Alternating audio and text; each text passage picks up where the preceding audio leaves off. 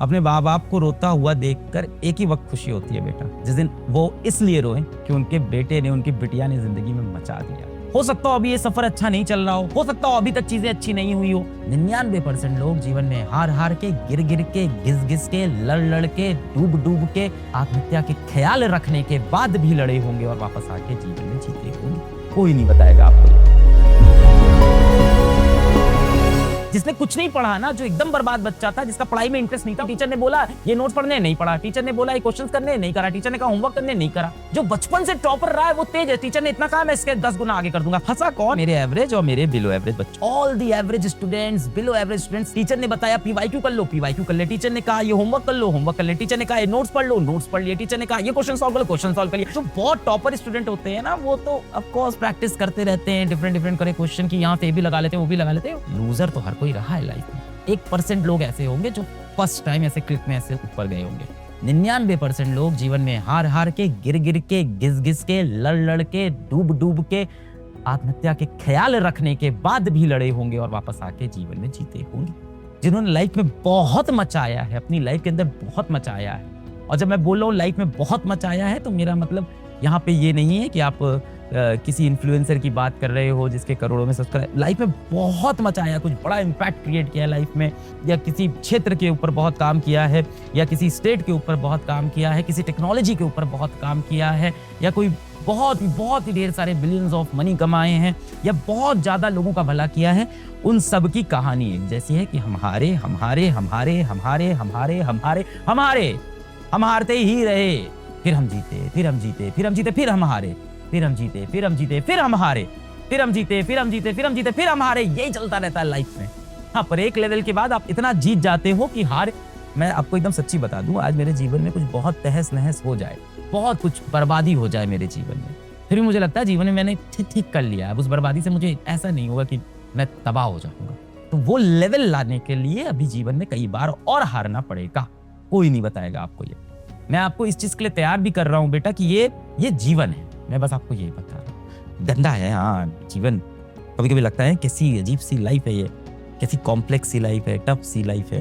मेरा कॉलेज में एक बहुत अच्छा दोस्त था, उसने कॉलेज खत्म होते ही विवाह कर लिया, शादी कर ली कॉलेज खत्म होते ही। अब शायद वो ऐसे समाज से, ऐसे गांव से आते थे जहाँ आमतौर पे जल्दी उम्र में शादी करा दी है। और जल्दी क्या, कॉलेज खत्म करते करते हम सब लगभग 22-23 साल के तो हो ही जाते हैं, और उनके यहाँ 22-23 की उम्र में शादी हो जाती थी उनके गाँव में, जिस गांव से वो आते थे। तो न्योता आया, इनवाइट आया, दोस्त थे कॉलेज का, कॉलेज छोड़ दिया फिर भी न्योता आया कि अलग शादी है, तुम आना है ना। फेसबुक होता था उस जमाने में, फेसबुक पे न्योता आया कि अलग शादी है, तुमको आना होगा। क्या बताते, क्या जाते शादी में, क्या बोलते, क्या कर रहे हैं हम जीवन में। ये तो कोई गवर्नमेंट एग्जाम निकाल के जॉब कर रहा था, कोई दोस्त अमेरिका जा रहा है, वहाँ पे जाके कुछ रिसर्च कर रहा है, कोई ऐसा है जो हीरो के अंदर नौकरी कर रहा है, कोई ऐसा है मारुति कंपनी के अंदर नौकरी कर रहा है, कोई एशियन पेंट में जॉब कर रहा है। हमारे कॉलेज से यही सब नौकरी लगती थी, हीरो, मारुति, एशियन पेंट, अच्छी जॉब सबकी थी, सबकी नौकरी लग गई है। हम जाके क्या बताएं, हम किए क्या, हम ट्यूशन पढ़ाते हैं, हम कैसे जाए। शादी की ना फोटो आई फेसबुक पे, वो देखते थे। इतना इंसान है ना यार, यही मैं बोल रहा हूँ ना कि इंसान है, ऐसा भी नहीं है कि एकदम ही कुछ दुनिया से फर्क नहीं। इंसान है तो फोटो तो देखी फेसबुक पे, इंसान है, देखें क्या हो रहा है। शादी में फोटो देखी, बीच में ये भाई बैठा था, उसकी वाइफ बैठी थी, अगल बगल कॉलेज के मेरे बहुत अच्छे दोस्त सब खड़े थे, और सब एकदम तैयार होके एकदम खुश। हमें लग रहा था हम जा नहीं पाए, शादियों के कुछ हुआ नहीं है जीवन में, कैसे जाएं, क्या करेंगे यहाँ जाके, सब सवाल पूछेंगे और कैसे मुंह दिखाएंगे। मेरी एक मित्र थी, किसी कारण से उसने सेकेंड ईयर के पेपर छोड़ दिए, किसी कारण से उसने सेकेंड ईयर में अपनी परीक्षा नहीं दी, और वो किसी और चीज़ों में भटक गई। थोड़े से वो ऐसी चीज़ें करने लगी जो उस उम्र में उसे नहीं करनी चाहिए, नशे वशे वाली चीज़ों में वो फंस गई थी। मैंने उसको समझाने की भी बहुत कोशिश की, और उसने अपने घर वालों से भी ये बात छुपा ली। तीसरे वर्ष आते आते उसने कॉलेज छोड़ दिया। फिर वो कॉलेज का हिस्सा नहीं थी, पर वो लौट के कानपुर से अपने घर वापस लखनऊ नहीं गई। लखनऊ की थी वो, तो घर अपने वापस लखनऊ नहीं गई, उत्तर प्रदेश में लखनऊ है। तो दूसरे वर्ष में उसने परीक्षा नहीं दी कॉलेज की एक भी, और कुछ ऐसी चीज़ें करने लगी जो उस उम्र में नहीं करने चाहिए, कुछ ऐसे पदार्थ लेने लगी, नशे वशे करने लगी जो उसे नहीं करना चाहिए। तो मैंने उसे समझाने की कोशिश की, पर एक समय के बाद समझाना भी मुश्किल हो जाता है। और उसने अपने पिताजी को ये बात नहीं बताई कि ऐसा चल रहा है। कॉलेज का तीसरा वर्ष बीता, वो कानपुर में रही, चौथा वर्ष बीता, वो कानपुर में रही, उसने घर पे कभी कुछ बताया नहीं। अच्छा, घर वाले भी इतने पढ़े लिखे नहीं थे कि चेक कर पाए कि उसका रिजल्ट क्या है, क्या कर रही, क्या नहीं कर रही। बहरहाल 4 साल के बाद वो वापस अपने घर गई लखनऊ, और वहाँ जाके फिर उसने दूसरे एग्जाम्स की तैयारी शुरू कर दी, जो 12th पास करके जो एग्जाम दे सकते हैं उसकी तैयारी शुरू कर दी। जब वो एग्जाम की तैयारी करी थी, उसके पिताजी अचानक बीमार पड़े, हॉस्पिटल में एडमिट हुए। कुछ दिन वो एडमिट रहे, बीच में उनको खून की जरूरत थी। फिर उसने, मैं तब भी गया था, खून देने की बात थी तब भी मैं गया था, मैंने तब भी उससे कहा कि अपने पिताजी को सच बता दे यार, देख उसके पिताजी यार खत्म हो गए। और उसके जीवन में सबसे बड़ा गिल्ट यही है कि मैं अपने पिताजी को झूठ बोलती रह गई, आखिरी वक्त तक झूठ बोलती रह गई। अब वो उस गिल्ट में मर रही है पूरे जीवन, बचा हुआ जीवन उसका सिर्फ इस गिल्ट में मरेगा कि मैं अपने पिताजी को आखिरी वक्त तक सिर्फ झूठ बोलती रही। मैं उनको लास्ट तक नहीं बता पाई कि पिताजी मैं कॉलेज में बिगड़ गई थी और ऐसा मैंने किया था। आज जीवन में वो बहुत अच्छा कर रही है, आज जीवन में बहुत अच्छा कर रही है। सरकारी नौकरी लग गई उसकी, 12th पास वाले सरकारी नौकरी होती वो लगी, पर अच्छा, बहुत अच्छा कर रही है, अच्छे पैसे कमा रही है, जीवन में बढ़िया कर रही है। डिस्टेंस लर्निंग में इस टाइम ग्रेजुएशन भी कर रही है, कल को वो बहुत बेहतरीन करेगी जीवन में, बढ़िया पैसे रुपए अच्छे कमा रही है। पर उसके जीवन में जो अब गिल्ट है ना, वो नहीं मिटने वाला। ऐसा गिल्ट लेके आप मत रहो यार, जीवन का कोई भरोसा नहीं है, कब आपका क्लोज वन भगवान आपसे छीन ले। तो इस तरह के झूठ बोल के, इस तरह के पर्दे बना के मत रहो, सच्चे दिल से रहो। माँ बाप के सिवा जीवन में कोई मोटिवेशन नहीं हो सकता, उनके लिए जियो,